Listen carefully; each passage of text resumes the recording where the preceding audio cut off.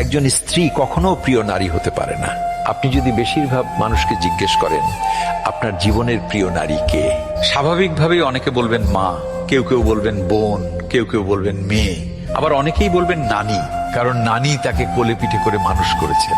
কিন্তু আমি ভীষণ অবাক হই, এমন একজন মানুষও নেই যিনি বলবেন আমার জীবনের প্রিয় নারী আমার স্ত্রী। আসলে বাঙালিদের সমস্যাটা হলো স্ত্রীকে ভালোবাসি বললে মান সম্মান কমে যায়, স্ত্রীর কাছে ছোট হতে হয়, লোকে বউ পাগল বলবে, আবার অন্যান্য পুরুষের কাছে নিজের পৌরুষত্বটা একটু কমে যায়। আচ্ছা, এমন একজন পুরুষও কি নেই যার অসুস্থতার সময় তার স্ত্রী হাসপাতালের বেডের পাশে নির্ঘুম রাত কাটিয়েছে, কিংবা বাবার বাড়ির বিলাসবহুল বাড়ি ছেড়ে একসাথে জীবন যুদ্ধটা করবে বলে অল্প বেতনের ছেলেটার হাত ধরে বাড়ি ছেড়েছে? শ্বশুর বাড়ির ঝাল তরকারি খেতে না পারলেও বাবার বাড়ি থেকে ফোন এলে ঠিকই বলেছে আমি খুব ভালো আছি।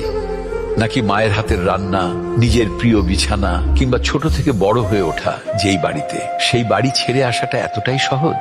তাই একজন বউ কখনো প্রিয় নারী হতে পারে না, তার সেই যোগ্যতাই নেই।